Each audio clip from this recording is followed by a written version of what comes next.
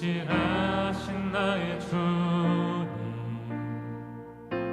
나의 삶 주님 안에 있네.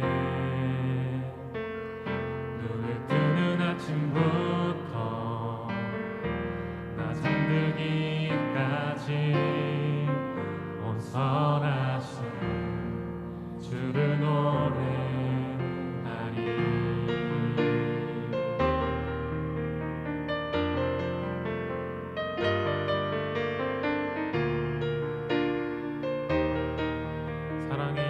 신실하신 나의 주, 사랑해요. 신실하신 나의 주님, 나의 삶 주님 안에 있네. 아멘. 눈을 뜨는 아침부터 나 잠들기까지 벗어나신 주를 노래하리. 신실하신 나의 주님, 신실하신 나의 주님, 나의 삶을 인도하셨네.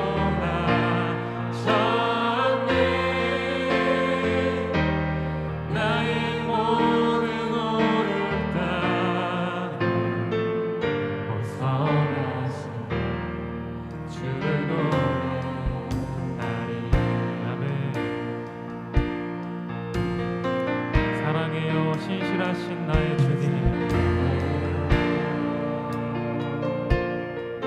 신실하신 나의 주님, 나의 삶 주님 안에 있네.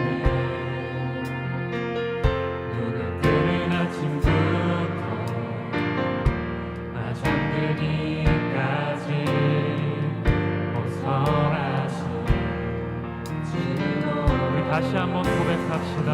사랑해요. 사랑해요. 신실하신 나의 주님, 나의 삶 주님 안에 있네. 눈을 뜨는 아침부터 나 잠들기까지 벗어나신 주를 노래하리. 신실하신 나의 주님, 신실하신 나의 주님, 나의 삶을 인도하셨네.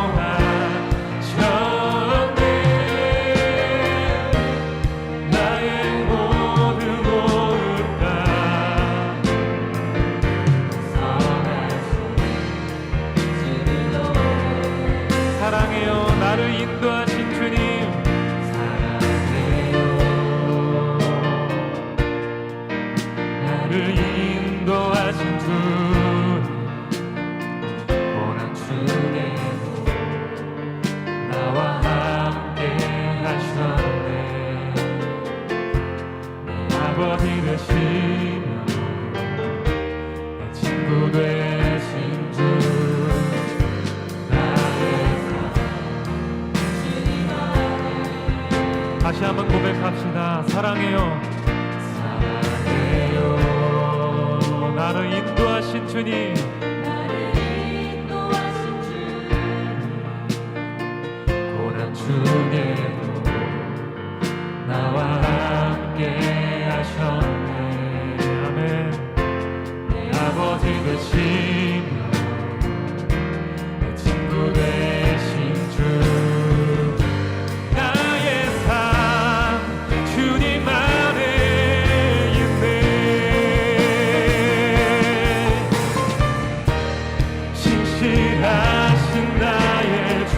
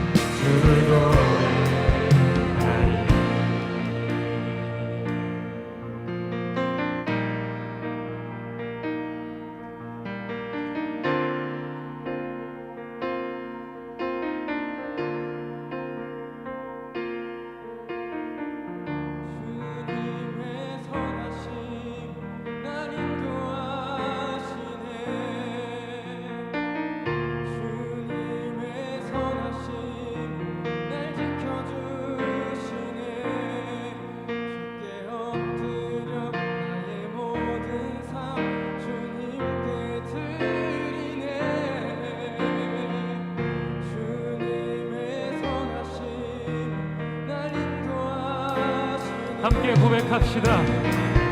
주님의 선하신 날 인도하시네. 주님의 선하신 날 지켜주시네. 주께 엎드려 나의 모든 삶 주님께 드리네. 주님의 선하신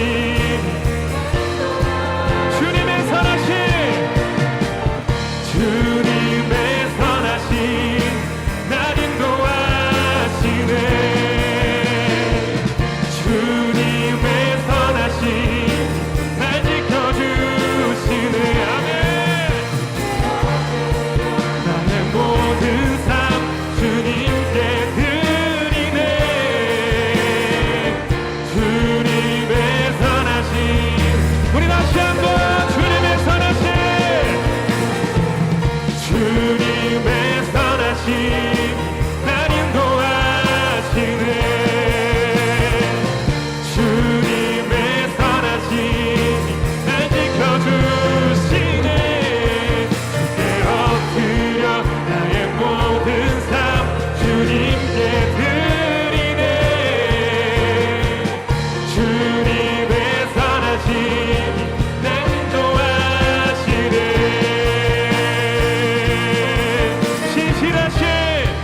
신실하신 나의 주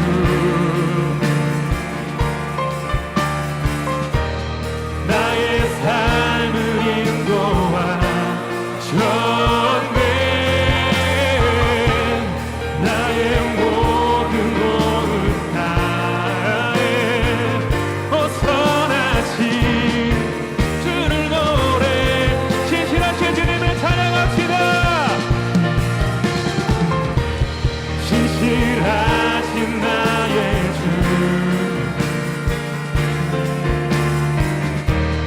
나의 삶을 인도하셨네.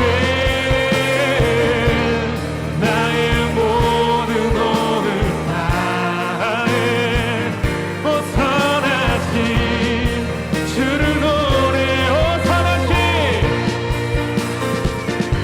선하신 주를 노래. 선하신 주를 노래하니. 선하신 주님을 찬양합니다. 우리의 삶을 인도하시는 우리의 주님 되신 하나님을 찬양합니다. 아멘. 우리 이 시간 다 같이 자리에 일어나서 찬양하시겠습니다.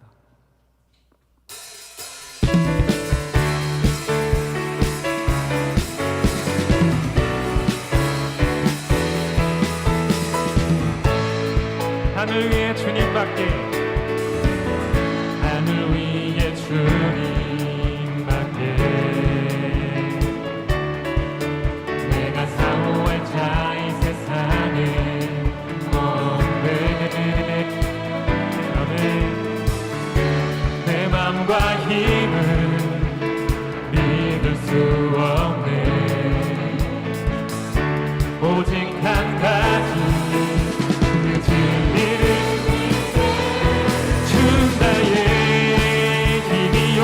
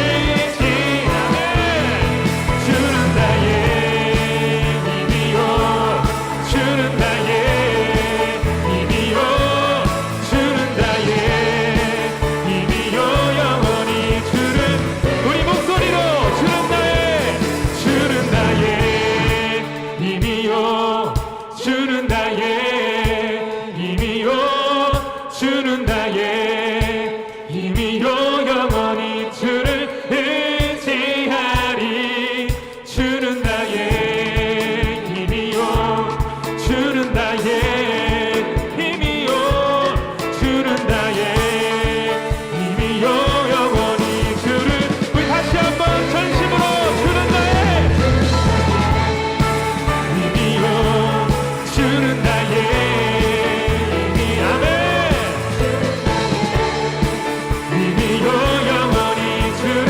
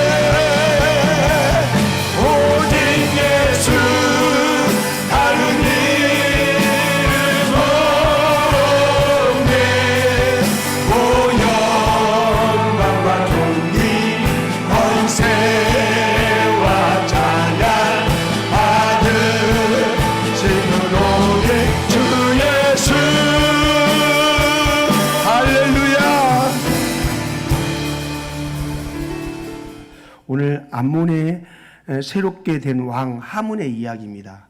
그의 아버지 나하스는 아마도 정치를 잘했던 모양입니다. 그래서 많은 사람들에게 존경도 받고 외교적인 것들도 탁월하게 그 외교를 이렇게 했던 그런 왕 같습니다. 어떻게 알 수 있냐면 다윗과도 그래서 친했던 것 같아요. 성경에는 뭐 나와 있지만 추측해 보면 다윗은 항상 그 하늘의 나하스의 그 은혜를 잊지 않고 그 은혜를 감사하는 마음을 갖고 있었던 것 같습니다. 다윗은 항상 은혜를 기억하고 은혜를 갚으려고 하는 그런 태도를 갖고 있었습니다. 계속 나하스를 향해서 마음이 같다는 거죠. 우리 속담에 그런 말이 있습니다. 은혜는 물에 새기고 원수는 돌에 새긴다. 근데 우리 그리스도인들은 어떻게 해야 될까요? 은혜는 돌에 새기고 원수는 그냥 잊어버려라, 흘려보내라, 그래야 되지 않겠습니까? 다윗은 왕이 되고 난 다음에 무슨 생각을 했냐면은 내가 받은 바 은혜가 많다. 내가 이 은혜를 베풀면서 살아야 되겠다. 어떻게 하면 이 은혜를 갚을까? 거기에 몰두하면서 살았던 것 같습니다. 그래서 요나단의 아들을 찾아서 무비보셋에게 은혜를 베풀죠. 예. 이제는 나하스가 죽었다는 소식을 들었어요. 그래서 그 나하스를 향한 그 은혜가 너무 감사해서 조문객을 보냈습니다. 아마도 다윗이 쫓겨다닐 때 나하스에게 뭔가 도움을 받았던 모양입니다. 성경에 나오지 않지만 뭐 나하스하고 연결될 가능성이 그밖에 없습니다. 그 은혜를 받았던 모양. 그래서 나하스가 죽었다는 그 소식을 듣고 그 은혜를 갚기 위해서 조문을 보냅니다. 그런데 조문을 가면서 하는 말이 2절에 보십시오. 2절에 다윗이 이르되 내가 나하스의 아들 한운에게 은총을 베풀되 그의 아버지가 내게 은총을 베푼 것 같이 하리라 하고 다윗이 그 신하들을 보내 그의 아버지를 조상하라 하니라. 다윗의 신하들이 암몬 자손의 땅에 이름에 다윗은 나하스에게 받았던 은혜를 생각하고 한운에게 그 은혜를 갚는 일을 행했다는 겁니다. 그 은혜를 기억하고 도와주려고 조문을 보냈어요. 그런데 한운의 반응, 나하스의 아들 한운의 반응은 정반대 반응을 보입니다. 공경하러 조문한 것이 아니다. 그렇게 생각을 합니다. 염탐하려고 온 거다. 그러면서 아주 조롱하는 태도를 그에게 보이고 있습니다. 3절 한번 보십시오. 3절 시작. 암몬 자손의 관리들이 그들의 주 한운에게 말하되 왕은 다윗이 조객을 당신에게 보낸 것이 왕의 아버지를 공경함인 줄 여기시나이까. 다윗이 그의 신하들을 당신에게 보낸 이 성을 엿보고 탐지하여 함락시키고자 함이 아니니까니. 부하들이 다윗이 왕의 아버지 공경해서 조문객 보낸 게 아니라 이 땅 엿보고 이 땅 함락시키려고 보낸 거 아니겠느냐, 나쁘게 생각했다는 거죠. 자, 그런 얘기를 신하들에게 들었어요. 그럼 100번 양보해서 뭐 의심할 수 있죠. 갑자기 적국에서 사신이 오면은 의심할 수 있죠. 그러면은 어떻습니까? 사신이 막 수없이 많이 대군을 이끌고 온 게 아니지 않습니까? 와도 뭐 아주 소수의 무리가 오지 않았겠습니까? 그러면 그들을 군사들로 에워싸서 그들이 또 딴짓하는가 보면서 조심하면 되는 거 아니겠습니까? 조심하면 되는데, 근데 한운의 태도는 너무 과도했습니다. 그 사신들을 조롱하고, 그리고 이건 외교적으로도 있을 수 없는 그런 일을 합니다. 관계를 끌어버릴 정도의 모욕감을 주는 행동들을 이 한운이 거침없이 행하고 있습니다. 4절 한번 보시죠. 4절 시작. 이에 한운이 다윗의 신하들을 잡아 그들의 수염 절반을 깎고 그들의 의복의 중동볼까지 자르고 돌려보내매. 중동 사람들은 수염을 귀하게 여기지 않습니까? 그런데 그 수염을 절반을 잘랐답니다. 이렇게 절반을 잘랐겠습니까? 이렇게 절반을 자른 게 이렇게 절반을 잘랐겠죠. 이렇게 절반 자르면 창피하지 않습니다. 그렇죠? 근데 이렇게 절반을 잘랐겠죠. 잘라면 다 자르든지. 그죠? 이렇게 절반을 이건 모욕이죠, 모욕. 예. 우리 조선시대 상투를 잘라버리면 어떻습니까? 상투를 자르면 그것이 굉장히 모욕감이었죠. 그래서 그것 때문에 막 죽어버리죠. 내가 모욕을 당했다고 하고. 뭐 그런 짓을 한 겁니다. 게다가 엉덩이가 다 보이게 중동부까지 바지를 잘라버립니다. 엉덩이가 다 보이게. 수치를 주었다는 겁니다. 아니, 저는 말씀을 묵상하다가 이 바보 아니야? 그런 생각이 들어요. 아니 뭐 그렇게까지 합니까? 의심하면 그냥 조용히 끊어버리면 되고, 주시하고 있다가 제가 딴짓 하나 보고 있다가 근거 잡아서 너네 그랬어 이렇게 하면 되는데, 그러면 그게 외교적으로 문제가 되지 않지 않습니까? 그런데 자충수, 무리수, 악수를 둡니다. 악수. 그래서 나중에 이것 때문에 이 한은이 멸망을 당합니다. 저는 이 말씀을 묵상하면서 이런 생각을 했습니다. 한은이 왜 이런 일을 행했을까? 왜 그랬을까? 한은에게서 우리 자신의 모습을 발견할 수 있으면 좋겠다라는 생각을 했습니다. 한은에 대해서 뭐 몇 가지 살펴보면은 한은이 왜 이런 짓을 했을까? 그냥 저의 묵상입니다. 한은은 아마 스트레스를 받지 않았을까 그런 생각이 듭니다. 스트레스. 엄청난 스트레스를 받았던 모양입니다. 자기 아버지가 나하스가 왕 역할을 잘했지 않습니까? 나라를 잘 다스렸어요. 그래서 존경받고 인정받고 외교적으로도 괜찮고 그랬어요. 그러다 보니까 이 한운이 이제 왕이 되면서 아마 엄청난 부담감이 있었던 모양입니다. 여러분, 제가 초년 때 이 행복을 전하는 게 대신교회 때죠. 와서 담임 목사님이 외국 가고 제가 여기 담임을 맡았을 때 저는 묶은역이 밥이 안 넘어갔습니다. 목회를 너무 잘하셨던 그 목사님이 목회를 하던 그 목회를 이어받아서 목회를, 그리고 이렇게 설교도 얼마나 잘하셨습니까? 설교도 잘하시고 부흥회도 막 다니시고, 예? 꼭 장경도 목사님 비슷해가지고 아무튼 설교도 잘하시고, 그러니까 그 뒤에 제가 목회를 해야 되는데 정말 부담스러웠습니다. 제가 그런 얘기를 들었습니다. 제가 설교했던 설교가 어떤 분에게 안 들렸답니다. 6개월 지나니까 설교가 들리더래요. 6개월 지나니까. 얼마나 제가 부담스럽고 스트레스 받았겠습니까? 그러다 보니까 우리 주님께 엎드리지 않으면 안 되는 그런 안타까움과 갈망이 제 안에 있었던 거죠. 한은도 마찬가지입니다. 한은도 아버지가 너무 정치를 잘하다 보니까 그 뒤로 왕이 됐는데 자기가 생각할 때 이 왕을 더 잘하고 싶은 거죠. 더 멋지게 나라를 다스리고 싶은 거죠. 그러다 보니까 스트레스가 마음에 오는 겁니다. 스트레스. 예. 부담감. 아버지가 선왕이었으니까 나도 잘해야지. 아버지를 넘는 그런 왕이 되어야지. 그런 스트레스가 이 한운에게 있지 않았을까. 여러분, 여호수아서에 보면은 여호수아도 모세가 죽죠.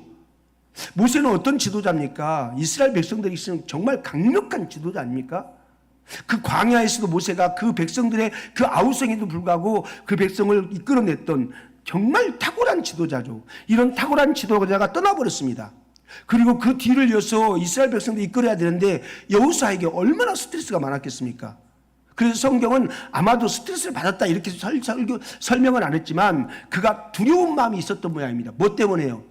여러분, 대충 살 것 같으면 두려워하지 않습니다. 부담감 갖지 않습니다. 잘하려고 하니까 부담감 되고 목에 힘들어서 소리도 안 나오고 삑살이 나고 뭐 그러는 거죠. 아마 여호수아도 그런 스트레스가 잘해야 되나 스트레스가 있었던 것 같아요. 그래서 주님께서 그러죠. 두려워하지 말라. 강하고 담대하라. 그렇게 말씀하지 않습니까? 한은도 잘해야 되겠다. 그런 압박감 때문에 스트레스를 참 많이 받았던 것 같아요. 그런데 여러분, 하나님 없는 열심은 스트레스를 만듭니다. 하나님 없는 열심은 스트레스만 만드는 거예요.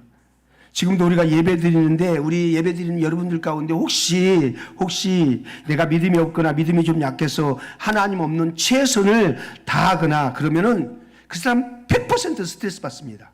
예. 부담감 때문에 입맛도 없고 안절부절하고 어떤 때는 여러 가지 장애로 위장병도 나기도 하고, 예. 안식이 사라져 버립니다. 제가 저의 영적 센서를 어떻게 진단하냐면 토요일 날 제가 스트레스를 얼마나 받는가에 따라 달라집니다. 제가 하나님을 의지하고 있으면 토요일 날 별로 스트레스 안 받습니다. 말씀을 준비하고 주일을 준비하는데 스트레스가 그렇게 깊게 오지 않습니다. 그런데 제가 그런 하나님 앞에서 나를 의지하지 않고 내 힘으로 하려고 할 때 스트레스를 많이 받습니다. 그래서 밤새도록 설교 준비합니다. 밤새도록. 어제 제가 몇 시에 잤을 것 같습니까? 제 얼굴 표정을 한번 보세요. 몇 시에 잤을 것 같습니까? 잠 잘 잤을 것 같습니까? 못 잤을 것 같습니까? 중간이라도 가기 말 안 하는군요. 예. 하나님께 맡기지 않으면 스트레스 받습니다. 안식이 없습니다. 왜 그럴까? 하나님은 알파와 오메가 되지 않습니까? 그런데 자꾸만 하나님께 맡기지 않고 내가 알파와 오메가가 되려고 하는 거예요. 내가 처음이고 내가 나중, 내가 처음부터 내가 결과까지 내가 책임지려고 하다 보니까, 그래서 나로부터 시작해서 내가 끝내야 되니까 그게 내 힘이잖아요. 근데 내 힘으로 하면 그거 못 감당하거든요. 못 감당합니다. 감당할 때는 안식이 있는데 감당하지 못할 상황이 되면 안식이 없고 스트레스가 오는 거죠. 알파와 오메가 되신 예수님께 맡길 때 우리가 스트레스가 덜해요. 그죠? 예수님으로 시작해서 예수님께 맡겨야 되는데 그 예수님의 역할을 내가 해버리니까 스트레스의 극한을 경험하는 겁니다. 시편 127편 1절 2절에 이렇게 말씀합니다. 여호와께서 집을 세우지 아니하시면, 우리 너무 잘하는 거 아닙니까?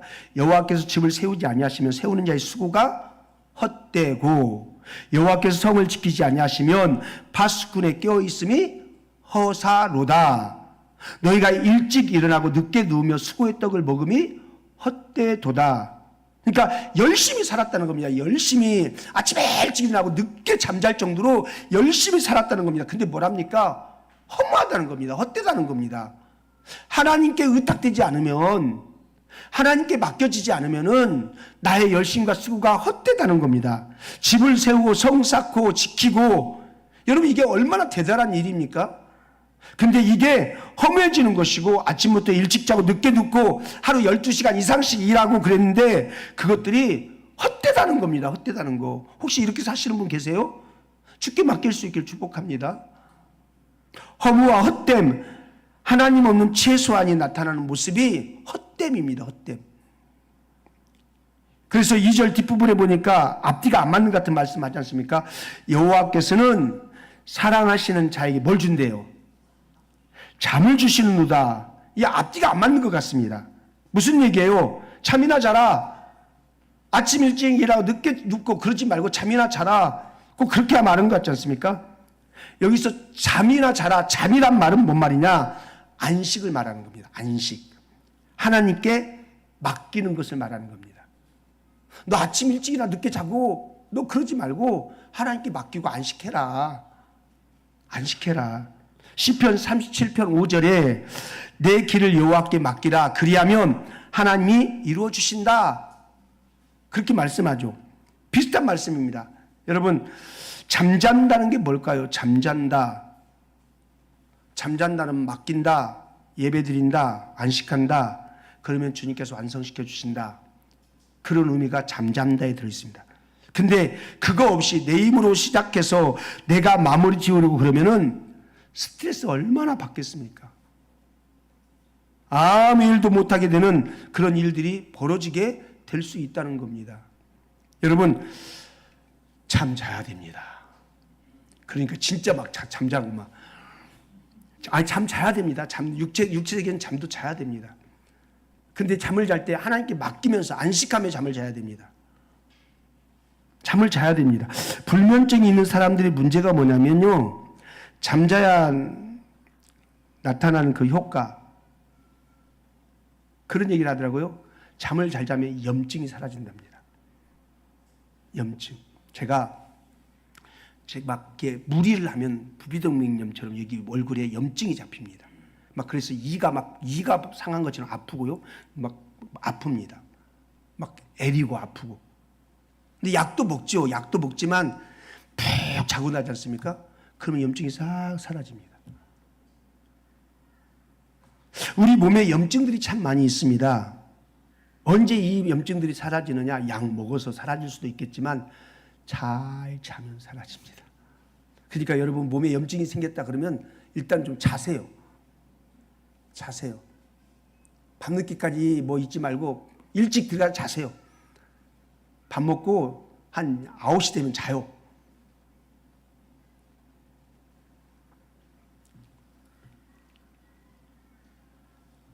우리 안에 염증, 후두염, 위염, 장염 다 염증들 아닙니까? 이 염증들을 자면 해결된대요. 그러니까 저는 이게 영적으로 우리가 안식하면 우리 영적인 염증들이 있어요. 영적인 염증들이 하나님께 맡기고 하나님 앞에서 안식을 누리면 그 염증들이 사라지는 거예요. 연세를 드시고 난 다음에 마지막에 그 죽음의 원인들을 보면은 대부분 폐렴을 많이 말합니다. 폐렴. 왜 그러냐? 나이 드신 분들은 잠을 푹 못 자요. 깊게 못 자고 자다 깨고 그래요. 그러다 보니까 몸 안에 염증들이 생기는데 그 염증이 모아지는 폐렴이래요. 제 얘기가 아니고 잘 잘 수 있다는 건 뭐냐? 맡기는 것, 안식하는 것, 예배하는 것. 그럴 때 회복의 능력이 나타나기 시작한다는 것입니다. 이 잠을 안 자면 어떤 일이 벌어지느냐?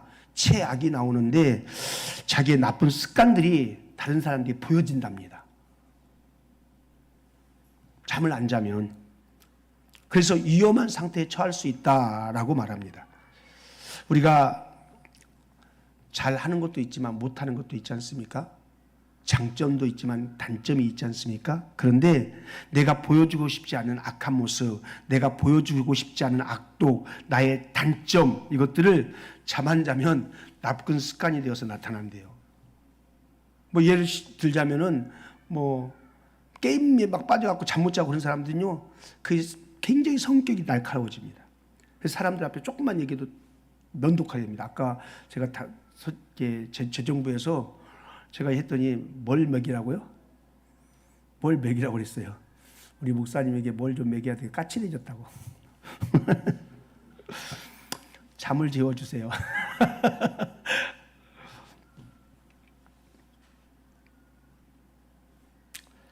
잠을 안 자고 자꾸만 계속 스트레스를 받으면은 그 사람에게 나타나는 것 중에 하나가요, 조급증입니다.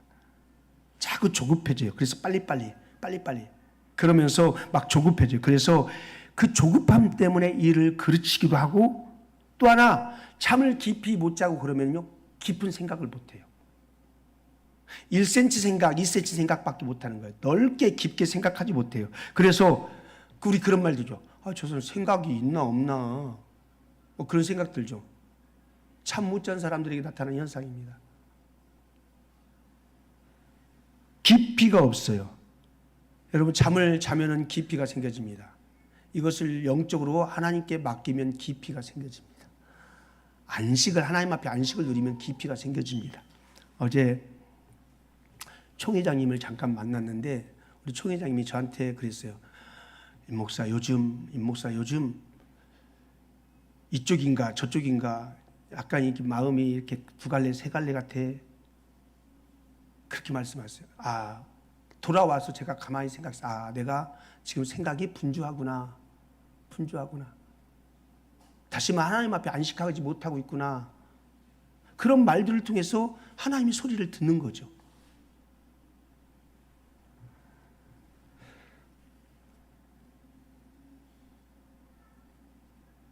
잠을 자면 깊이가 생깁니다. 더 큰 문제는 뭐냐면 그냥 keep going 하면 되는데 그냥 자기가 살아가던 대로 잘 살면 되는데 잠을 못 자면요 판단력이 흐려지고 깊이가 하다 보니까 갑자기 걸어가던 길을 터내버려요. 잘못된 결정을 한단 말입니다. 그래서 멸망의 길로, 어려움의 길로 이상한 결정을, 분명히 잘 가던 길인데 이상한 결정, 어디서 소리 하나 듣고는 이상한 결정을 내려요. 이게 안식하지 못하는 사람에게 나타나는 현상입니다. 그래서 위험에 처하게 만드는 일이 잠 못 자는 사람, 안식하지 못하는 사람에게 나타난다는 겁니다. 여러분, 잠 잘 자십시오. 잠 잘 자십시오. 그러니까 이제 목사님 잠 잘 자라고 새벽이고 이거 필요 없어. 자야지. 일찍 자고 새벽에 일어나십시오. 잘 자면 어떤 일이 벌어지느냐? 지혜로워집니다. 지혜로워져. 하나님의 지혜가 임하게 되고 맡기니까 자꾸 행복해집니다. 맡기니까. 그리고 성장이 일어납니다. 성장이. 여러분, 씨 뿌리는 비유에 나오지 않습니까? 마가복음 4장 27절에 보면 그가 밤에 자고 깨고 하는 중에 뭔 일이 일어났어요? 밤에 자고 깨고 하는 중에 뭔 일이라서요? 자라났대요. 자라났대요. 그러니까 잠 잘 자면 성장이 일어납니다. 키 클 때 애들 잘 자라고 그러죠. 예. 먹고 자고 그러면 키가 막 쑥쑥 크잖아요. 예. 잠 안 잔 애들, 게임 많이 하고 그런 애들 뭐 키가 작아. 아이, 그냥 이것도 이게 또 데이터 가지고 그런 게 어디 있습니까? 따지면 설교는 비판하지 말라고 했어요. 하는 얘기예요. 그 지난 주일에 오후 예배 때 우리 원세라 집사님한테 제가 특송 얘기했잖아요. 그냥 설교를 이어가기 위한 한 얘기였어요. 그런데 원세라 집사님 그때 그게 자기 마음에 너무 힘들었나 봐. 카톡이 왔어요. 목사님 죄송해요. 제가 네 라고 대답했어야 되는데 아니요 라고 먼저 대답해. 너무 죄송해요. 목사님 그거 마음에 두지 마세요. 마음에 꼭꼭 담아놨어요. 귀하죠. 그죠? 귀해요. 그런 지나가는 그것에도 자기가 순종의 대답을 못하고 어떤 그 말에 거역하는 대답 같은 그러려고 한 건 아니지만 그렇게 대답한 그것이 마음에 걸려서 총에게 카톡을 보내면서 총의 마음을 살피는 그런 마음들 참 귀한 마음이죠. 지혜로운 마음입니다. 자고 깨고 하는 중에 성장이 일어나요. 쑥쑥 자라요. 결과적으로 어떤 일이 있습니까? 열매를 맺게 된다는 겁니다. 그래서 사랑하시는 자에게 잠을 주시는도다. 이게 무슨 말이냐? 맡기라는 얘기고 이제부터 은혜의 세계 속으로 들어가라 그런 말입니다. 근데 한우는 어땠습니까? 한우는 부담감 때문에 스트레스 때문에 맡기지 못하고 자기 혼자 다 처리하려고 했다는 것입니다. 그러니까 어떤 일이 벌어졌어요? 의심하게 되고 그 다음에 안 해도 될 행동들을 하게 되고 조롱하고 볼기짝까지 보이게 해서 그거 보이게 해서 뭐 하려고? 그게 보이게 해서 그렇게 하면 자기가 세지나? 그렇게 하면 자기가 막 탁월해지나? 수염 잘라서 뭐 하려고? 그런 이상한 행동들을 한단 말입니다.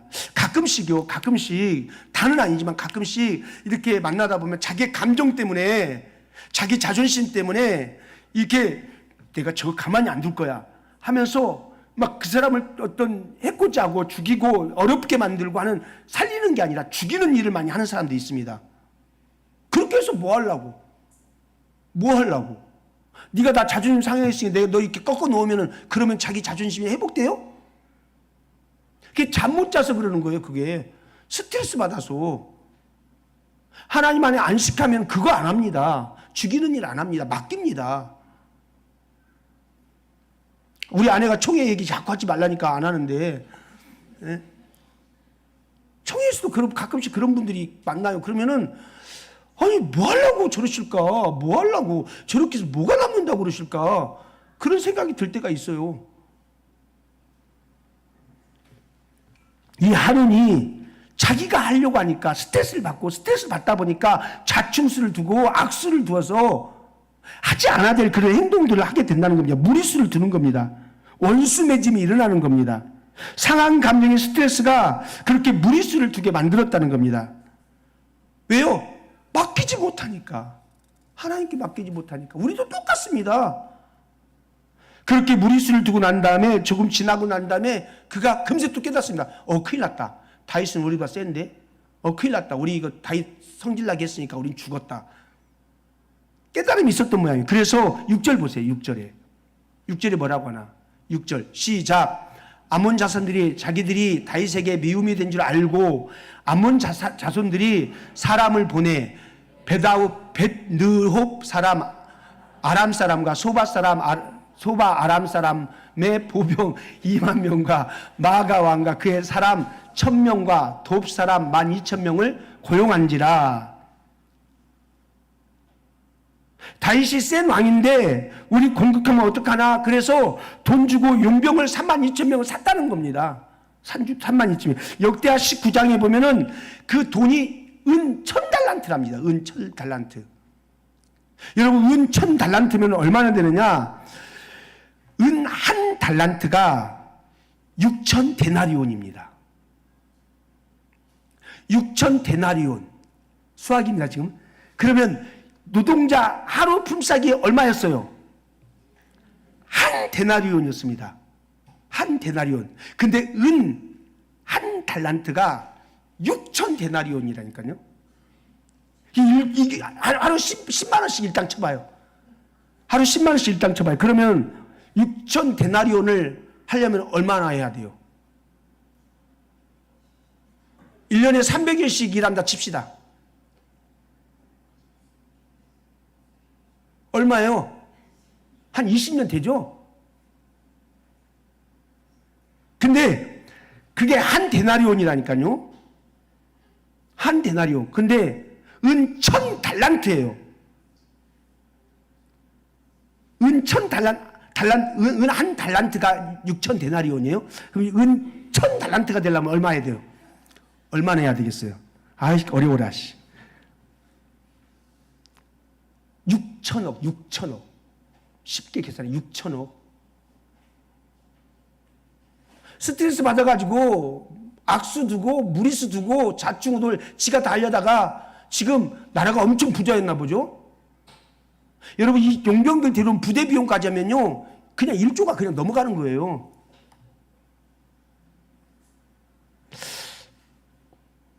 바보 같은 짓 한 번에 1조를 날리는 겁니다. 근데 그렇게 용병 데리고 와가지고 돈 들여가고 이겼으면 또 말도 안 해.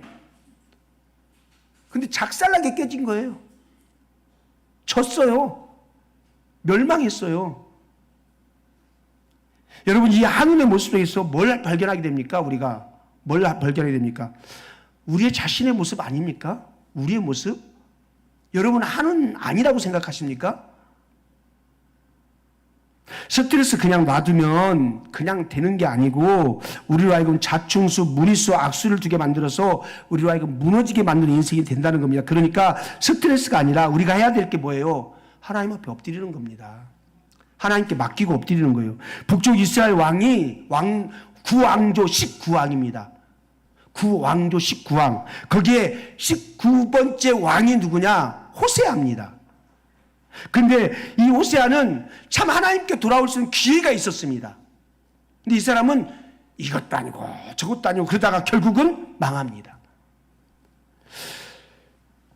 호세아가 하나님 앞에 엎드리면 그가 하나님의 은혜를 덧입을 수 있었는데 그가 하나님 앞에 엎드리는 게 아니라 사람 앞에 엎드립니다. 여러분 기억하십시오. 하나님 앞에 엎드릴 수 있는 사람은 사람 앞에 엎드리지 않습니다. 그러나 사람 앞에 엎드리는 사람은 하나님 앞에 엎드리지 않습니다. 호세아가 하나님 앞에 엎드렸다면 아수르에게 엎드리지 않고 애굽에게 엎드리지 않았을 겁니다. 하나님께서 그에게 말씀하셨는데도 불구하고 호세아는 하나님께 엎드리는 게 아니라 사람 아수르에게 가서 엎드린 겁니다. 여러분 우리 인간은 엎드리는 존재거든요.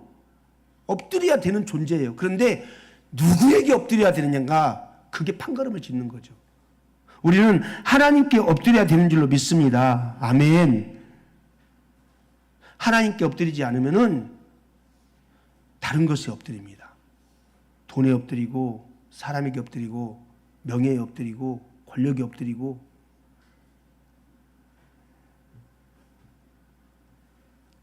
호세아가 아수르 왕 살만 에셀에게 엎드려요. 아마 살만 에셀은 뚱뚱했을 거예요. 분명히 살만. 에셀이란 말은 뭔 말이에요? 돕다. 살찌는 것을 돕는 왕. 뭐 살만 에셀. 이거 제 해석입니다. 진짜 이름의 뜻이 아니고 또 이게 살만 에셀은 살만 에셀을 또 이렇게 해석하면 안 됩니다. 예. 하나님 앞에 엎드리면 사람 앞에 엎드리지 않습니다. 하나님께 엎드리면 하나님께서 능력을 주셔가지고 사람들에게 신경 안 쓰게 만드십니다. 저는 여러분들이 하나님 앞에 엎드려서 다 당당한 여러분 되시길 축복합니다. 근데 하나님께 엎드리지 않으니까 아수르에게 엎드리고 또 그 다음에 애굽에게 엎드리고 양다리에 외교하다가 이 살만에셀이 열받아가지고 북쪽 이스라엘을 이렇게 남자들을 다 죽여버리고 여자들 갖다가 간통해버리죠. 그래서 뭐가 나옵니까? 혼혈족이 나옵니다. 혼혈족. 그게 누구예요? 사마리아 사람들. 호세아가 엎드리기만 했으면 이런 일 안 생겼습니다. 우리 인생이 그렇습니다. 여러분들 좀 다양한 사람이 되었으면 좋겠습니다. 하나님의 축복의 사람들이 되었으면 좋겠습니다. 그러기 위해서 필요한 게 뭐냐? 하나님 앞에 엎드려야 됩니다. 우리 인간을 엎드리게 만드는 것이 하나님이십니다. 하나님께 엎드리는 사람에게 하나님은 하나님의 영광을 부여하십니다. 지금도 그렇습니다. 하나님께 엎드리지 않죠? 볼 것 없습니다. 분명히 사람한테 비굴하게 엎드릴 것이고 그게 우리 크리스천의 모습은 아닐 텐데 그렇게 하면서 우리가 전전긍긍하며 사는 겁니다. 그러나 하나님을 왕으로 보시고 하나님께 엎드릴 수 있다면 당당해지는 겁니다. 당당해지는 거예요. 여러분, 제가 총회 활동 이제 9월 셋째 주 때 이제 총회 합니다. 끝납니다. 끝나요. 근데 제가 그런 얘기를 가끔씩 합니다. 나 뭐 안 부르면 말도 나 목회할 때가 있는데 뭐 걱정이야. 나 목회하면 돼. 이렇게 말하면은 옆에 있는 사람들이 제 자랑입니다. 제 자랑. 옆에 있는 사람들이 멋있단 말이야. 막 그러면서 그럽니다. 뭐 이렇게 당당해? 여러분, 제가 뭐 실력이 있어 당당하겠습니까? 나는 하나님이면 된다라는 이런 마음이 당당하게 만드는 거죠.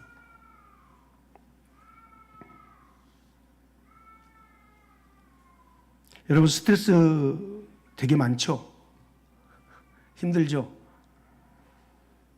그러니까 자꾸 사람들에게 엎드릴 일들이 많이 생겨납니다. 그런 책이 어디 있느냐? 하나님께 있습니다. 하나님께 엎드리십시오. 하나님께 맡기십시오. 하나님의 안식을 구하십시오. 하나님을 예배하십시오. 그러면 하나님께서 우리를 스트레스로부터 건져주실 것입니다. 두 번째는 하늘은 언어 문제가 있지 않았을까라는 생각을 그러니까 하늘을 보면서 언어가 굉장히 중요하구나라는 생각을 했습니다. 언어. 여기 보세요. 이 말투, 사람의 말투라는 게 있지 않습니까? 이 말투가 굉장히 중요합니다. 그 말을 하면서 자꾸 대적이 일어나게 말하는 말투들이 있어요. 그 말투들을 교정해야 됩니다. 우리 평강이 형제, 채영이 자매 행복하게 잘 살 겁니다. 그죠? 근데 이제 두 사람이 연애를 오래 했으니까 뭐 언어의 어떤 비법들을 좀 알았겠지만 여자는 남자의 언어를 배울 필요가 있습니다. 남자는 여자의 언어를 배울 필요가 있습니다. 근데 남자가 여자한테 말할 때 남자의 언어로 말해버리면은 부딪힙니다. 여자가 남자에게 말할 때 여자의 언어로 남자에게 말해버리면 부딪힙니다. 언어라는 게 남자 언어와 여자 언어가 다릅니다. 여러분, 남자들은요 자꾸 명령적 언어를 굉장히 싫어합니다.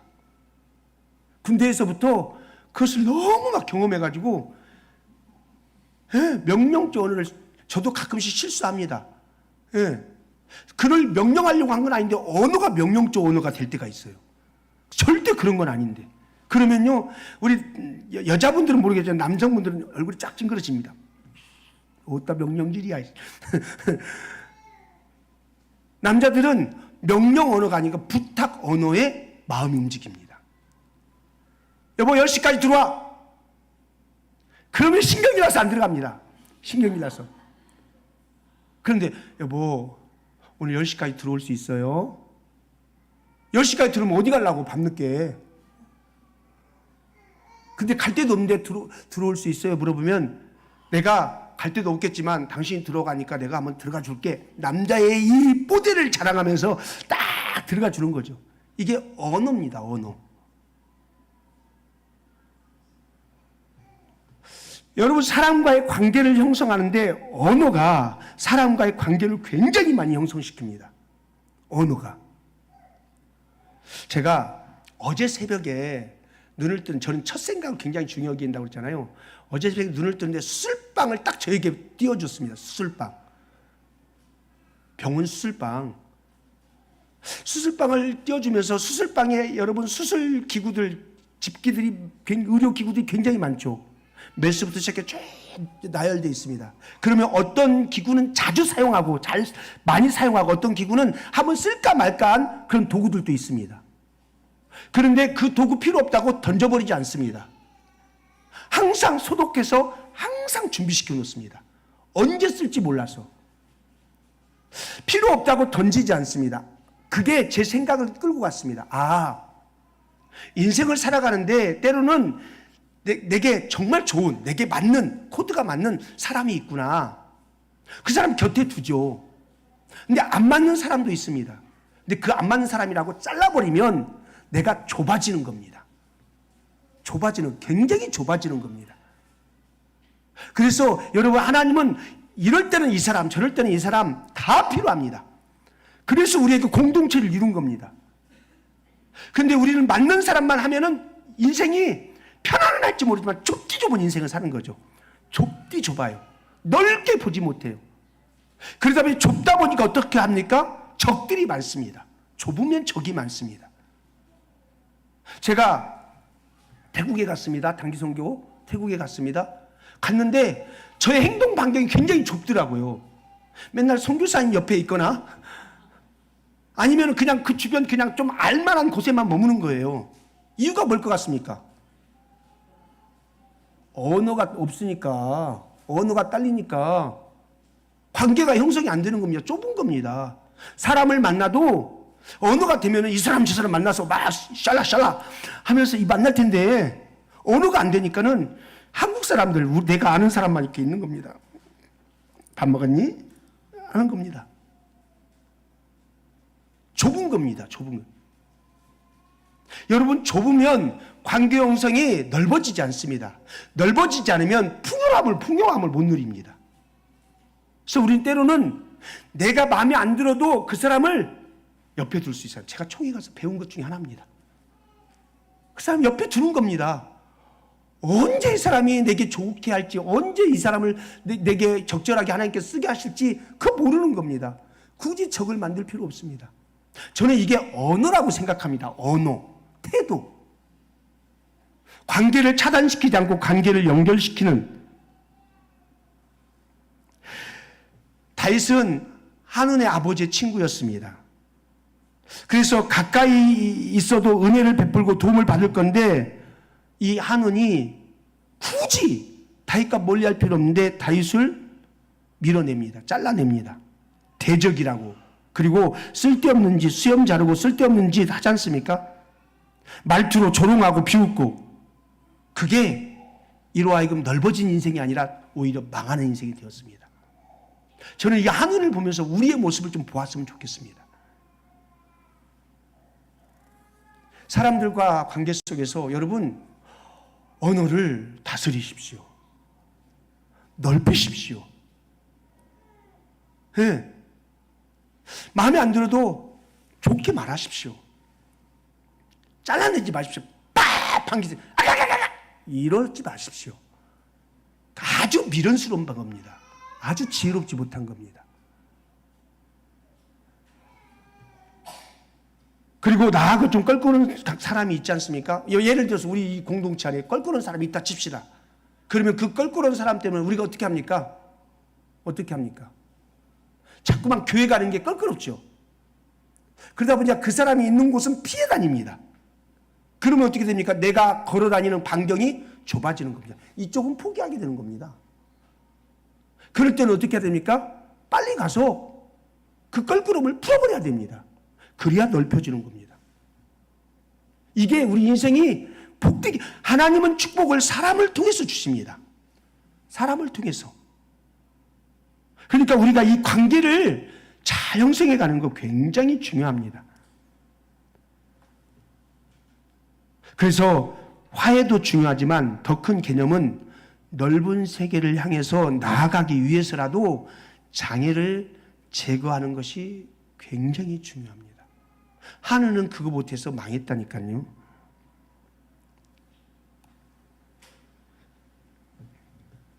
나이가 들면서, 제가 나이 많이 먹지는 않지만 나이가 들면서 깨닫는 것 중에 하나가요, 이 행복한 남자들 있지 않습니까? 행복한 남자들을 보면은 자기 부인이 예뻐서 행복한 거 아니더라니까요. 이성국 장로님, 홍의자 권사님 예뻐서 행복합니까? 아, 거짓말 하지 마세요 좀. 예쁘면 좋긴 하겠지만 예쁜 것은요 잠깐입니다. 남자들이 헤헤헤 하면서 행복해하는 남자들 보면 대부분요 그 안에의 언어가 다릅니다. 언어가 달라요. 또 그 안에 그 음식을 잘합니다.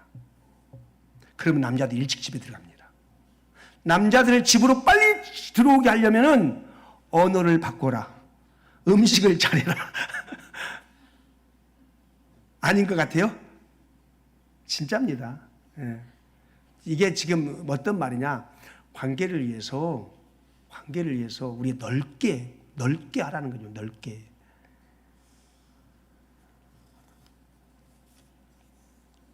제가 한눈을 보면서 야, 이게 내 모습이구나. 이게 내 모습이구나. 이게 우리의 모습이구나. 이런 생각을 했습니다. 현대인들 얼마나 스트레스를 받아가며 사는지 스트레스 엄청 받아가지고 사는데 믿음 없는 스트레스, 하나님께 맡기지 못하니까 스트레스를 받는 겁니다. 주 앞에 엎드리지 못하니까 스트레스를 받는 겁니다. 내가 다 하려고 하니까. 그런데 믿음은 나의 모든 수고하고 무거운 짐, 스트레스를 받게 하는 거 아닙니까? 그것을 주께 맡기라. 네. 그리고 하나님 앞에서 안식을 누리는 거, 이게 믿음의 길입니다. 사랑하는 여러분, 스트레스 그만 받으시고 주께 엎드리십시오. 그리고 주께 나와서 주께서 주신 지혜의 언어들을 여십시오. 네. 상대방의 언어도 익히시고 나의 언어도 교정하시고, 그래서 관계를 넓혀가십시오. 그렇게 넓혀갈 때 우리의 선택이 넓어지고 방향이 훨씬 넓어지고 풍성한 삶을 삽니다. 언어를 잘하면 5대 6대양을 다니면서 할 수 있지만 언어 잘못하면 외국 나가는 게 두렵습니다. 두려워.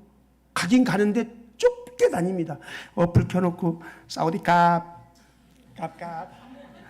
이런 거 다니면 얼마나 제한적입니까? 근데 그냥 막 언어를 구사할 수 있으면 얼마나 넓습니까? 그죠? 평강 이번에 가서 영어 좀 많이 썼어? 조금 썼어? 갔다 오니까 영어를 좀 더 해야겠다는 생각이 들어? 그럼요, 넓혀야죠. 세 번째 거는 나중에 제가 시간이 제한됐어요. 이게 한눈의 모습이 나의 모습이었음을 발견했습니다. 사랑하는 여러분, 여러분에게 하나님께 엎드리는 은혜, 평안을 누리는 잠을 자는 은혜 있기를 축복합니다. 그래서 넓혀져서 인생을 더 복되게 살아갈 수 있기를 주님의 이름으로 축복합니다. 고마우신 하나님 감사합니다.